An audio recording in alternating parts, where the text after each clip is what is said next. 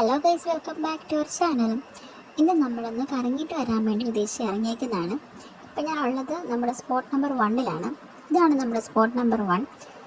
ഈ സ്ഥലത്തിൻ്റെ പേരാണ് പുഞ്ചവയൽക്കാറ്റ്. കോട്ടയം ജില്ലയിലെ നീണ്ടൂരിൽ എന്ന ഗ്രാമത്തിലാണ് പുഞ്ചവയൽക്കാറ്റ് സ്ഥിതി ചെയ്യുന്നത്. നല്ലൊരു പീസ് ആൻഡ് കാം ആയിട്ടുള്ള ഒരു സ്പോട്ടാണിത്. നമുക്ക് വൈകുന്നേരം വന്ന് റിലാക്സ് ഒക്കെ ചെയ്യാൻ പറ്റിയ നല്ലൊരു സ്പോട്ട്. ഇഷാനും നന്നായിട്ട് എൻജോയ് ചെയ്യുന്നുണ്ട്.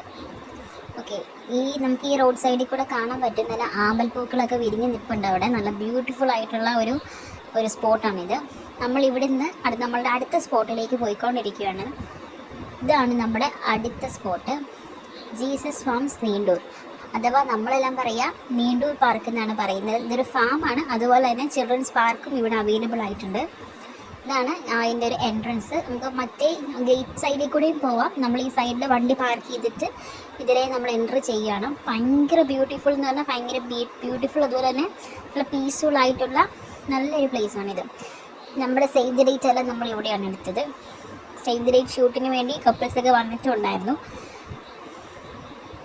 പ്രകൃതിയോട് ഇണങ്ങി ചേർന്ന ഒരുപാട് കാര്യങ്ങൾ ഇവിടെയുണ്ട്. ഇവിടെ നമുക്ക് കാണാം, ഇതാണ് നമ്മുടെ കുടുംബം എന്ന് പറഞ്ഞ് 10 പേരടങ്ങുന്ന ഒരു കുടുംബം, ഒരു കർഷക കുടുംബത്തെയാണ് ഇവിടെ നമുക്ക് കാണാൻ സാധിക്കുന്നത്. ഇനി നമുക്ക് ഇവിടുത്തെ ഓരോ ഏരിയയും കാണാം. ഇത് ചെറിയൊരു ചെറിയൊരു മീൻകുളം സെറ്റപ്പാണ് ഇവിടെ ഉള്ളത്. നമുക്ക് ഇവിടെ ഇതിന് ചുറ്റും നമുക്ക് ഇരിക്കുകയൊക്കെ ചെയ്യാം, ഒന്ന് റിലാക്സായി ഒന്ന് കൂളായിട്ടൊക്കെ നമുക്കൊന്ന് ഇരിക്കാം. ഇതൊരു ഫാം കൂടിയാണ്. നമുക്ക് പലതരം പക്ഷികളും ചെറിയ ചെറിയ കോഴികൾ, അങ്ങനെ നമുക്ക് വളർത്താൻ വേണ്ടി വീട്ടിലൊക്കെ വളർത്താൻ വേണ്ടി ഉപയോഗിക്കുന്ന ചെറിയ ചെറിയ മൃഗങ്ങളൊക്കെ ഇവിടുന്ന് നമുക്ക് ലഭ്യമാകുന്നുണ്ട്. ഞാൻ പറഞ്ഞില്ലായിരുന്നു, ഇതൊരു ഫാമാണ്. അടുക്കളത്തോട്ടം നമുക്ക് കാണാൻ സാധിക്കുന്നുണ്ട്.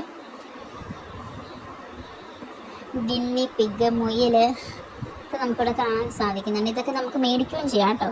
അവർ നമുക്ക് സെയിൽ ചെയ്യാൻ വേണ്ടി കൂടെയാണ് അവിടെ വെച്ചേക്കുന്നത്. അപ്പോൾ നമുക്ക് താല്പര്യം ഉണ്ടെങ്കിൽ അവർക്ക് അവർ ചാർജ് ചെയ്യുന്ന പ്രൈസും കൊടുത്തിട്ട് നമുക്ക് ഈ കുഞ്ഞുങ്ങളെ മേടിച്ച് നമുക്ക് വീട്ടിൽ കൊണ്ടേ വളർത്താം.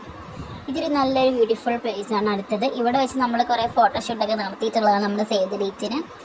ഇങ്ങനെ കുറേ ജാതിക്ക തോട്ടത്തിനിടയിൽ കൂടെയുള്ളൊരു ഇത്. പിന്നെ അടുത്ത് നമ്മൾ പോയിക്കൊണ്ടിരിക്കുന്നത് ഇതിൻ്റെ വേറെ ഒരു മേജർ സ്പോട്ടിലേക്കാണ്. ഈ നീണ്ടൂർ പാർക്കിലെ ഏറ്റവും ബ്യൂട്ടിഫുൾ ആയിട്ടുള്ള നമുക്കൊന്ന് റിലാക്സ് ആവാനും നമുക്ക് അവിടെ ഒരു ക്യാൻറ്റീൻ അവൈലബിൾ ആയിട്ടുണ്ട്. ക്യാൻറ്റീനിൽ നമുക്ക് കുറച്ച് ഫുഡൊക്കെ വാങ്ങി ഇവിടെ വന്ന് റിലാക്സ് ആയിട്ട് കൂളായിട്ട് നമുക്ക് ഇരിക്കാനും ഒക്കെ പറ്റും. കണ്ടത് മീൻ കുഞ്ഞുങ്ങളൊക്കെ ഉണ്ട്.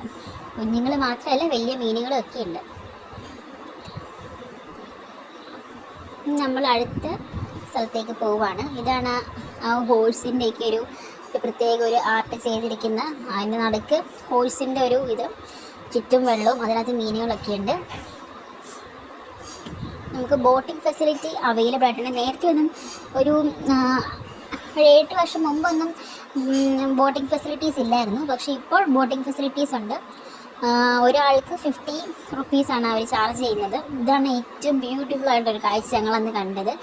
ആയിരക്കണക്കിന് കുഞ്ഞു മീനുകൾ അവരെ ഇപ്പോൾ കൊണ്ട് നിക്ഷേപിച്ചാന്ന് തോന്നുന്നു, എങ്ങനെയാണെന്ന് അറിയില്ല. പക്ഷെ നല്ല ഈ ക്യാമറയിൽ കാണുന്നേക്കാളും ബ്യൂട്ടിഫുൾ ആയിട്ടുള്ള ഒരു കാഴ്ചയായിരുന്നത്. അടുത്ത് നമ്മൾ ഓരോ സ്ഥലത്ത് ഇത് ചെടികളും ഒരു നഴ്സറി പോലെ തന്നെയാണ്. ഒരു ഫാമുമാണ്, ഞാൻ പറഞ്ഞല്ലോ, പാർക്കുമാണ്. അപ്പോൾ ഒരു ചെടികളൊക്കെ നമുക്ക് ഇവിടുത്തെ വാങ്ങിക്കൊണ്ട് പോകാം. ഇങ്ങനെ ഒരുപാട് വെറൈറ്റി ഓഫ് ചെടികൾ, പിന്നെ ഈ സപ്പോട്ട, അങ്ങനെയുള്ള പല ചെറിയ ഫ്രൂട്ട്സ് കാര്യങ്ങളൊക്കെ ഇല്ലേ, അതുപോലത്തെ കാര്യങ്ങളും ഇവിടെ അവൈലബിൾ ആയിട്ടുണ്ട്. പിന്നെ വാത്ത അതിനകത്തൊന്നും ഇല്ലായിരുന്നു. ഇനി താറാവുണ്ട്, വിഗോവ താറാവ്. എന്ത് രസമെന്ന് നോക്കിയാൽ അതിനൊക്കെ കാണാൻ, എല്ലാം കൂടെ ഒരുമിച്ച് നിൽക്കുന്നത് കാണാൻ നല്ല നല്ലൊരു കാഴ്ച. ഈ ഫ്ലൈയിങ് ഡക്ക് ഉണ്ട്. ഇതിനൊക്കെ നമുക്ക് വാങ്ങാം കേട്ടോ. നമുക്ക് വേണമെങ്കിൽ ഇൻട്രസ്റ്റ് ആയിട്ട് നമുക്ക് വീട്ടിൽ പൈസ കൊടുത്ത് മേടിച്ചിട്ട് പോകാം. ഇനി നമ്മൾ അവിടെ നിന്ന് തിരിച്ച് വരുന്നത് വേറെ ഇവിടുത്തെ ഒരു സ്പെഷ്യൽ പ്ലേസിലേക്കാണ്. ഇതാണ് നമ്മുടെ കാർഷിക മ്യൂസിയം, അല്ലെങ്കിൽ പഴയ കർഷകരും പഴയ കാലത്ത് ഉപയോഗിച്ചിരുന്ന ഒരുപാട് സാധനങ്ങൾ ഇവിടെ അവൈലബിൾ ആയിട്ടുണ്ട്. നമുക്കെല്ലാം കാണാൻ സാധിക്കുന്നതാണ്. കണ്ട പഴയ നാഴി, ഇതൊക്കെ നമ്മുടെയൊക്കെ വീട്ടിൽ ഇപ്പോൾ ഉണ്ടോ എന്ന് നമുക്കറിയില്ല. തവികൾ, പിന്നെ പലതരം പറകളുണ്ട്.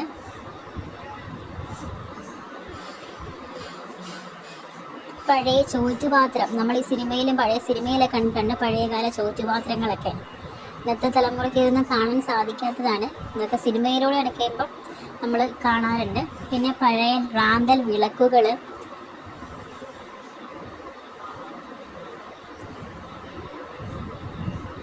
പല വെറൈറ്റി ഓഫ് റാന്തൽ വിളക്കുകൾ, പിന്നെ കൽച്ചട്ടി, കുടങ്ങൾ, പലതരം കുടങ്ങൾ, പൂജ, പിന്നെ പഴയ ഗ്രാമഫോണ്, പിന്നെ ചെമ്പ് കുടം, ചെമ്പുകലമൊക്കെ പല രീതിയിലുള്ള ചെമ്പുകലമുണ്ട്, ചെമ്പ് കുടങ്ങളുണ്ട്, പിന്നെ ഭരണികളുണ്ട്, പലതരം ഭരണികൾ. പണ്ടൊക്കെ നമ്മൾ അച്ചാറൊക്കെ ഇട്ട് വെക്കുന്ന ഭരണികളല്ലായിരുന്നല്ലോ, വൈനിട്ട് വെക്കുന്നതും എല്ലാം. പിന്നെ ഓരോ കൊട്ടകൾ,